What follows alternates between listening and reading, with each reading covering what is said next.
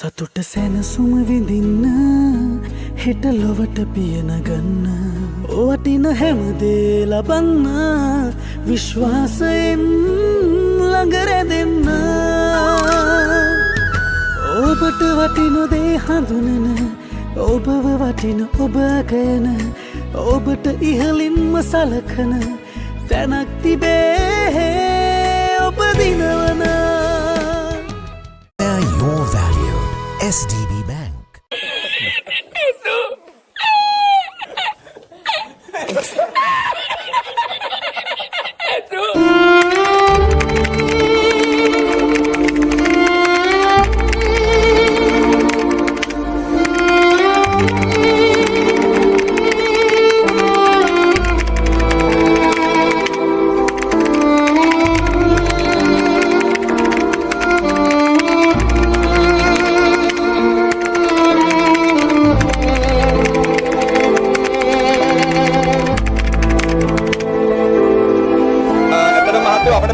සංවර්ධන බැංකුව SDB කියන ආයතනයේ ලොකු අසාධාරණයක් වෙලා තියෙනවා.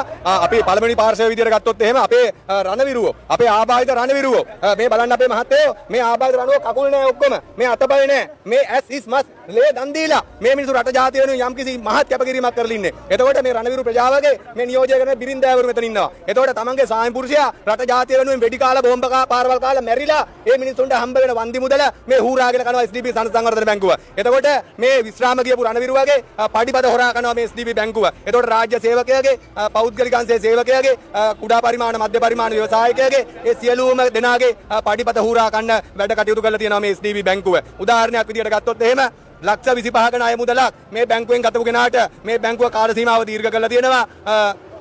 1 කෝටි දශලක්ෂයක් ගෙවල ඉවරනකොට කාල සීමාව කල්පිරලා ඉවරනකොට 1 කෝටි දශලක්ෂයක් ගෙවන්න වෙන විදියට වැඩ කටයුතු සලස්වලා තියෙනවා. දල වශයෙන් ලක්ෂ 25ක ණය මුදලක් ගතපු කෙනාට මූලික කොන්දේසි වලට අමතරව 1 කෝටි දශලක්ෂයක් ගෙවන්න තියෙනවා. වගේම අවුරුදු 10ක මූලික කල්පිරීමේ කාල සීමාවකට යටත්ව ණය මුදල ගතපු කෙනාට අවුරුදු 24 දක්වා කාල සීමාව දීර්ඝ කරලා තියෙනවා. ඒ කියන්නේ දැනුම් දෙන්නේ නැතුව ඔයගොල්ලන්ට දැනුම් අපිට කිසිම දැනුම් දීමකින් තොරව මේ බැංකුව අපිත් එක්ක මේ ගනුදෙනු කටයුතු කරගෙන යනවා. මොකද වාරික මුදලෙන් එයාලා පහුගිය දවස්වල රට ආර්ථික වශයෙන් කඩාගෙන වැටුණා. ඒක අපි සියලුම දෙනාම පිළිගන්නවා. සමස්ත බැංකු පද්ධතියම එහා සමානව තමන්ගේ පොලි අනුපාතයල් වැඩි කළා. ණයකරුවන්ගෙන් එක වාරිකයකට රුපියල් 11500 2000 වැඩි කළා තියෙනවා.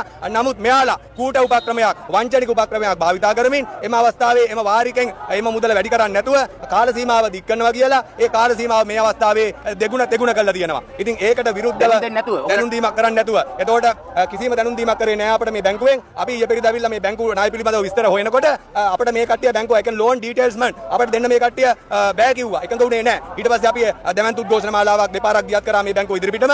නමුත් මාධ්‍ය ආවරණය කරේ නැහැ හරියට. එතකොට මේ බලධාරීන්ගේ ඇසුරන්නේ නැහැ. අපි ජනාධිපති ලේකම් කාර්යාලයට දැනුම් දීලා තියෙනවා. වර්තමාන ජනාධිපතිතුමාට දැනුම් දීලා තියෙනවා. පොලිස්පති කාර්යාලය මේ ගැන පැමිණිලි කරලා තියෙනවා.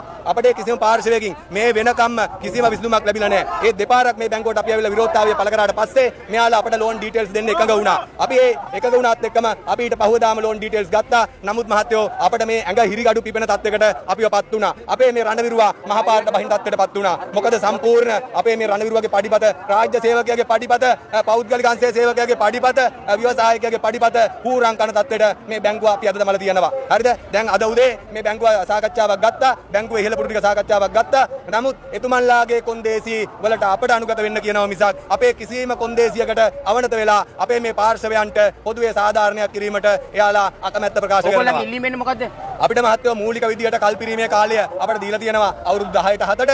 ඒ මූලික කල්පිරීමේ කාලයේ යටතේ අපි මූලිකව ගත්ත පොලි මුදලක් තියෙනවා. ඒ පොලි මුදලට අපිට මේක ගෙවාගෙන යන්න කටයුතු සම්පාදනය කරලා දෙන්න කියලා තමයි අපි සියලුම බලධාරීකින් ඉල්ලා සිටින්නේ. ඒගොල්ලෝ එකට වෙන්නේ එකක වෙන්නේ අපිට මේක පොලියටත් පොලිය ගහලා, වැල් පොලිය ගහලා, පොලි පිට පොලිය ගහලා ගණනය කිරීමට අපහසු ක්‍රමවේදයන් යටතේ කූට උපක්‍රම යොදලා වංචනික ලෙස අපේ පොලි අනුපාත ඉහළ දාලා තියෙනවා. සමස්ත බැංකු පද්ධතියටම එහා ගිය විශාල දැවැන්ත පොලියක් මෙයාලා අපේ ඒ ණය මුදල් වලට එකතු කරලා තියෙනවා. අපිට ඇත්තටම මේ බැංකුවේ ගනුදෙනු මේ පිළිබඳව විනිවිදභාවයක් නැහැ, පැහැදීමක් නැහැ. ඔවුන් සමග සාකච්ඡා කිරීමේදී පවා අපිට නොතේරෙන භාෂාවල් වලින්, ව්‍යංග භාෂාවල් වලින් ඔවුන්ගේ සිස්ටම් එක අපිට පැහැදිලි කරන්න උත්සාහ කරනවා. නමුත් මෙතන මේ උගත් බුද්ධිමත් රාජ්‍ය සේවකයෝ, පෞද්ගලික අංශයේ සේවකයෝ ඉන්නේ. කරුණු කාරණා පැහැදිලි කරගන්න, අවබෝධ කරගන්න බැරි කට්ටිය මෙතන කවුරුවත් නැහැ. නමුත් අපි කිසිම කෙනෙකුට ඔවුන්ගේ ඒ මාර්ගෝපදේශකත්වය, එතකොට ඔවුන්ගේ සැලසුම අපිට ඇත්තටම අවබෝධ වෙන්නේ නැති විදියට වංචනික විදියට තමයි මෙයාලා මේ කටයුතු ඉදිරියට ගෙනියන්න උත්සාහ කරන්නේ.